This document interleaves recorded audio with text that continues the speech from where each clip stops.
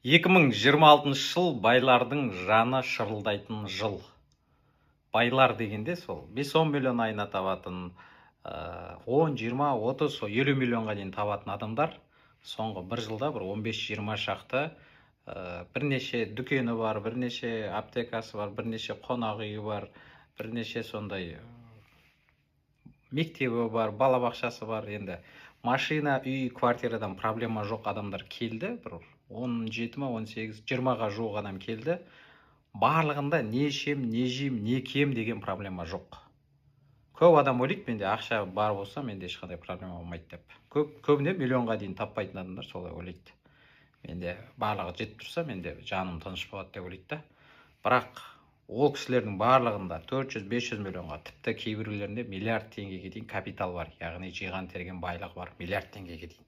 Не ішем, не жейм, қайда барам, қайда саяхаттаймын деген мәселе жоқ. Бірақ барлығымен сөйлессең, бір жүректерінде бір тыныштық жоқ.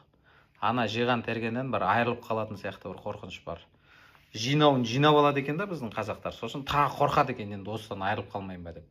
Сөйтіп ешкіммен араласуға қорқады, ешкімге сенбейді. Барлық адам олардың сол жаңа ақшасын, байлығын пайдаланып кететін сияқты сезім болады.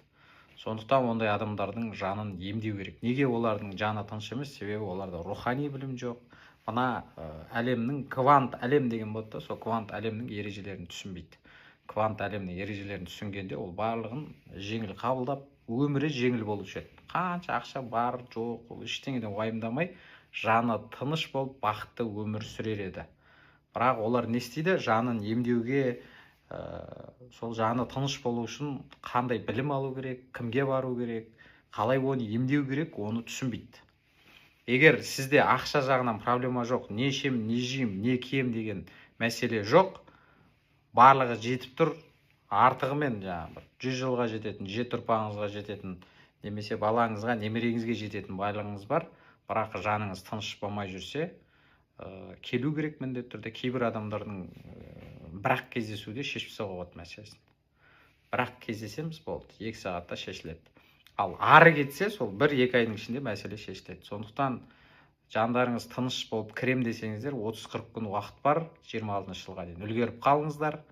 Егер сізде ақшадан мәселе жоқ, бірақ өзіңіз таппай жүрген болсаңыз, өзіңіз жаныңыз қиналып, миыңызда тоқтамай неше түрлі ойлар келіп тұрған болса, 26 жылға дейін 30-40 күнде үлгеруге болады. Тезірек хабарласыңыздар, түсіндіреміз, не істейміз, қалай істейміз, барлығы жақсы болады, Құдай қаласа, үлгеріп қалайық.